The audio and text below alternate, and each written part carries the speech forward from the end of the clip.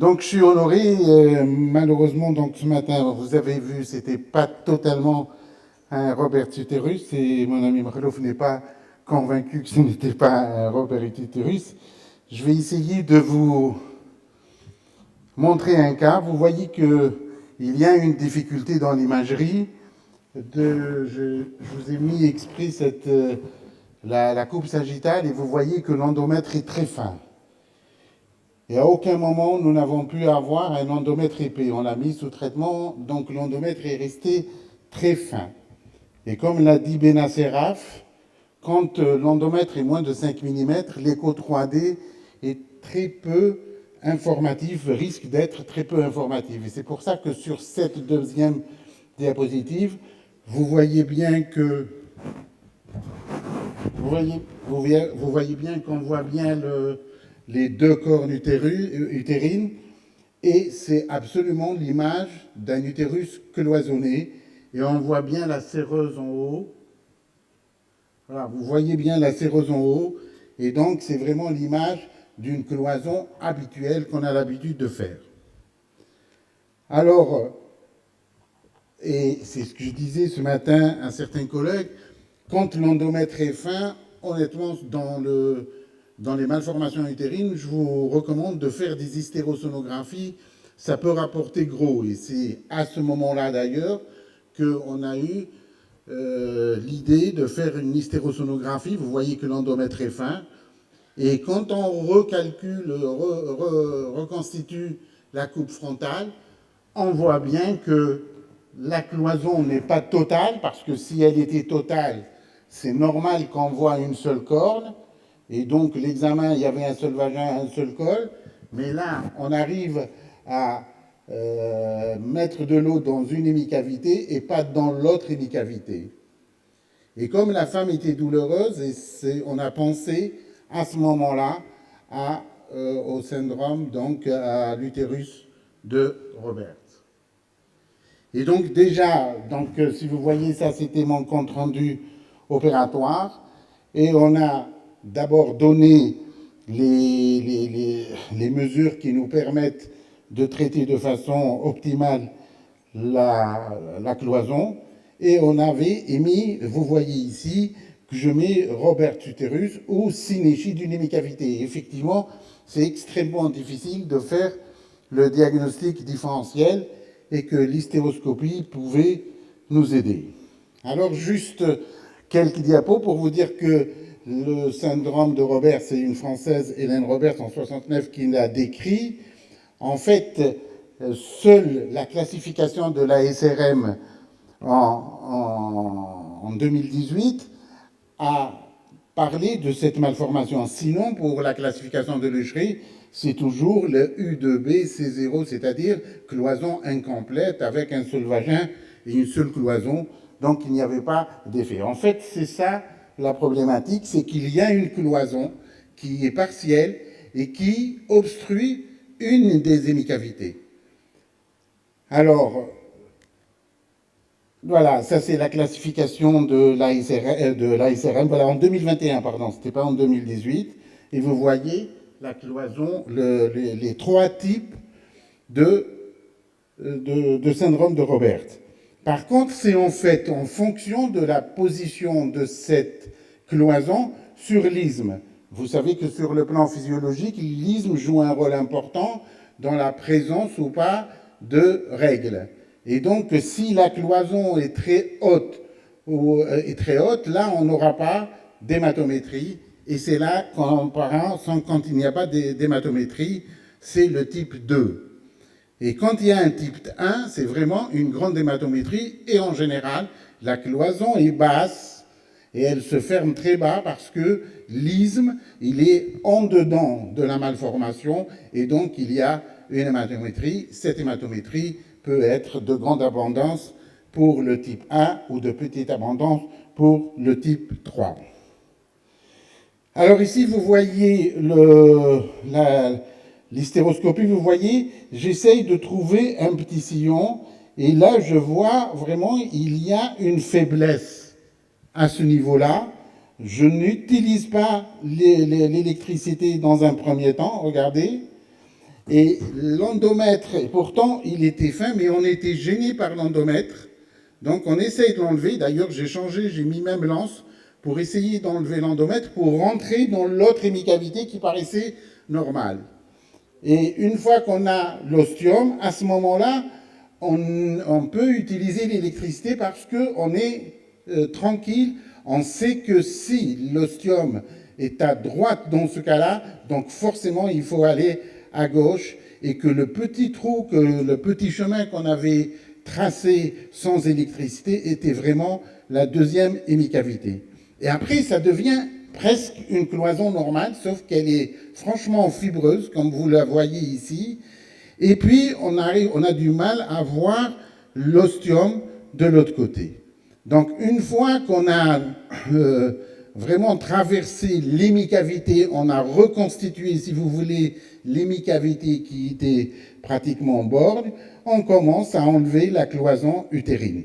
Et là, c'est comme ce matin, on utilisait le délement 18 charrière sans dilatation, en énergie bipolaire, donc en sérum salé. Et on fait comme si on faisait une cloison normale, en coupe, toujours de bas en haut, et on essaye de voir l'ostium. Vous voyez qu'il y a une petite hémicavité, voilà, on voit bien l'hémicavité, et là on voit l'ostium au fond de la cavité utérine. Après, on revient dans l'autre hémicavité pour essayer de voir la totalité de la cloison qu'on a sectionnée. Voilà. Voilà. Et là, vous avez l'autre hémicavité. Et là, une fois qu'on a l'ostium, on n'a pas peur parce qu'on sait que c'est une cloison. On a vu la séreuse à l'échographie. Et donc, on pouvait couper de façon sécure pratiquement toute cette partie-là.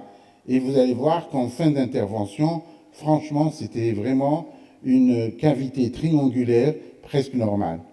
Et comme vous voyez, quand il y a, ce n'est pas obligatoire de faire une hémostase, ceci dit, mais bon, il vaut mieux faire de l'hémostase pour avoir un champ exsangue.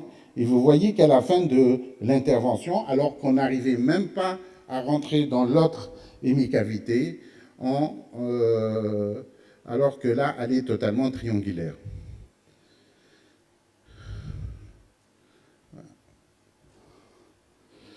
Donc en finiole, on essaye d'avoir la plus triangulaire possible. Et puis vous voyez qu'à gauche, il y a, c'est comme les utérus dysmorphiques, on essaye d'agrandir parce qu'on n'arrivait pas à avoir l'ostium en se mettant au niveau de la région isthmique pour essayer d'avoir la plus grande cavité possible. Cette femme était infertile, elle n'avait pas fait de grossesse, donc elle n'avait pas fait d'échec de la grossesse, mais on peut discuter des indications de la chirurgie dans ce cas, parce que en fait, ce n'est pas que la chirurgie, ce n'est pas que l'infertilité, mais il peut y avoir des douleurs, il peut y avoir des dysménorrhées qui sont en rapport. Voilà la fin de l'intervention. Et bien entendu, 6 à 8 semaines après, c'est ce que vous voyez là maintenant, on fait une hystéroscopie de contrôle, on pénètre, vous voyez que l'image n'est pas terrible parce que je la fais au cabinet, c'est avec pas la même qualité qu'au bloc opératoire.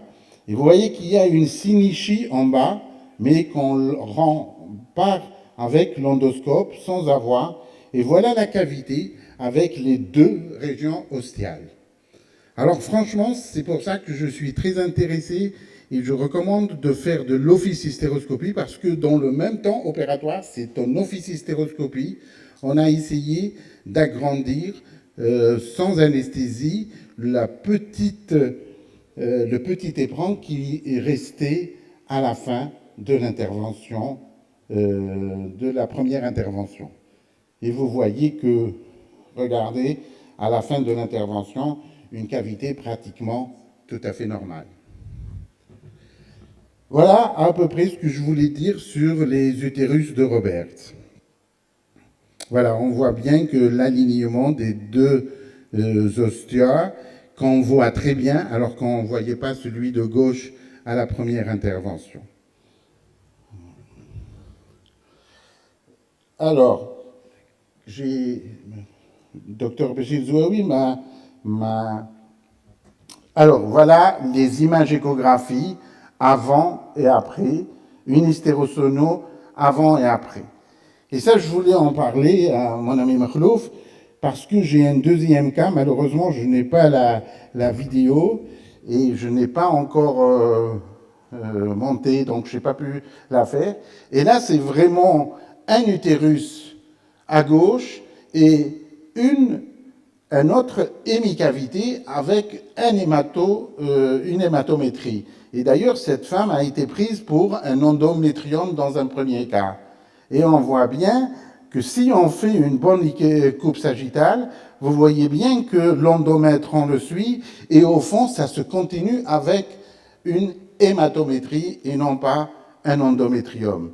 Et quand on reconstitue la cavité en 3D, vous voyez que d'un côté, il y a un utérus vraiment unicorne, et de l'autre côté, c'est le reste de la cavité, et donc il fallait rentrer à l'intérieur. Il faut rappeler que quand il y a une hématométrie, c'est plus simple d'opérer parce que vous avez un bombement grâce à l'hématométrie. Donc les gens pensent que c'est plus compliqué avec l'hématométrie.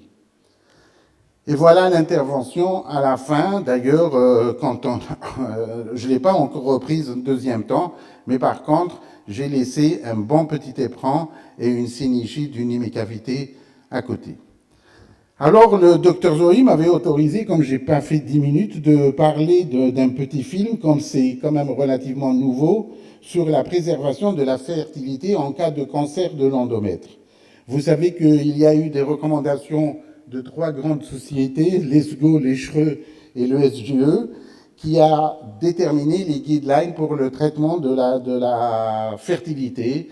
Et donc, le traitement, c'est donner des régimes, donner des progestatifs. L'hystéroscopie est extrêmement importante avant avec une biopsie. Donc, s'il n'y avait pas de rémission au bout de 3 mois, on pouvait continuer jusqu'à 6 mois. En tout cas, de toute façon, la durée maximale du traitement était de 12 mois au maximum. Alors, vous avez compris que ce n'est pas le type de cancer que vous voyez sur les vidéos qu'on traite de cette manière-là, mais c'est surtout des types 1, grade 1, à qui on pouvait préserver la fertilité. Et donc, ces recommandations de 2023 des 3 grandes sociétés savantes recommandaient, dans ce cas précis, de enlever la tumeur, d'aller s'approfondir au niveau de la tumeur et d'approfondir au-delà de 4 à 5 mm avant et après cette tumeur-là. C'est ce qu'ils appellent la triple step technique. Et voilà cette patiente, c'est une femme qui a pris des analogues, qui a pris des progestatifs, et vous voyez qu'il y a un petit spot vasculaire au niveau ismique. D'ailleurs, quand on a fait une reconstruction 3D, vous voyez qu'au niveau de l'isthme, sa femme n'a pas accouché, donc il n'y a pas de césarienne. On a l'impression que c'est une ousmoselle, et donc on a eu peur, on a pensé que c'était une invasion du myomètre. Et vous savez que les mêmes recommandations recommandent de faire une échographie pour voir une invasion de myomètre avant de faire ce type de chirurgie.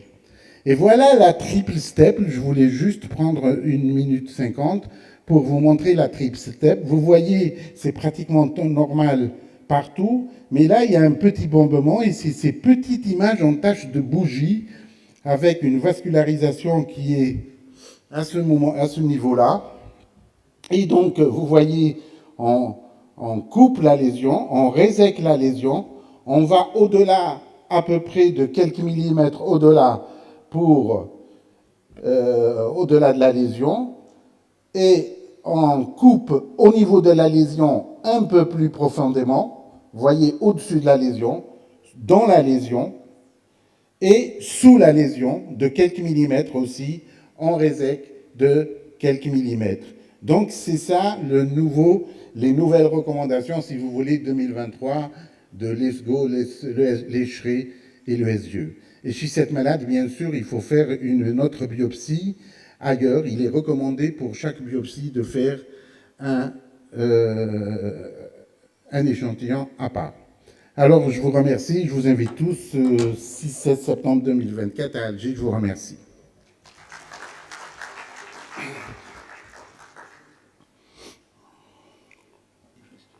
Une question. Merci. Merci, docteur. Merci beaucoup pour votre excellente présentation et didactique et pédagogique. Moi, j'ai une petite question. Est-ce que la cloison, quand elle est réséquée, quel est le taux de récidive de la cloison? Oula. D'abord, je ne suis pas d'accord, s'il a dit avec tous les respects, je ne suis pas d'accord avec le terme de réséquer. En fait, les cloisons, on ne parle pas de résection de la cloison. Division. Mais de section de la cloison. Non, division. Parce qu'il y a un nouveau concept décrit par Betoki depuis quelques années, mais qui n'est pas validé. Il l'a publié dans plusieurs revues, et notamment dans plusieurs congrès, où il résèque le sommet des cloisons, parce qu'il semblerait justement, c'est à cause de ce type, à cause des récidives. Il semblerait qu'il y ait des récidives des cloisons. Après, dans les publications, ce n'est pas décrit les récidives de cloison. Après, honnêtement, maintenant que c'est vrai qu'avec beaucoup de recul, personnellement, j'ai même eu des cloisons chez qui j'ai perforé. Donc, quand on a perforé, c'est-à-dire on a été presque au-delà de la limite, et qui, au bout de 1-2 ans, elle revient avec pratiquement une cloison de 2 cm. Et bien entendu, si elle va voir le confrère, il va dire « Ah, celui qui t'a fait 5 ans, il ne sait pas faire, viens, je te refais ». Alors que c'est justement, d'où le concept, j'ai discuté personnellement avec Stefano Betoki, effectivement, c'est à partir de cette idée-là qu'il a fait ce nouveau concept de résection de la cloison. Mais sinon, en termes de récidive de la cloison, je pense qu'elle se reconstitue à cause justement des parties hautes, c'est ce qu'il appelle, lui, les oreilles de Mickey, c'est-à-dire, vous savez, le tissu histopathologique de toute la cloison, c'est du myomètre normal. Au niveau des oreilles de Mickey, ça devient du tissu myomalaïque, qu'il l'appelle. Donc, c'est comme du myome. Et comme c'est du muscle qui se rétracte, donc il pense que c'est à ce moment-là qu'il y a une récidive. Mais honnêtement, je n'ai pas vu de publication où il parle de récidive. Donc, classiquement, on disait qu'il faut laisser un éperon. Donc, ne plus laisser d'éperon pour éviter cette après, franchement, c'est au prix d'un risque de perforation. Merci, Dr Bernard Aybouch. Moi aussi, j'ai une petite question que je poserai ultérieurement à la pause café. On passe à la prochaine. Merci beaucoup. Merci.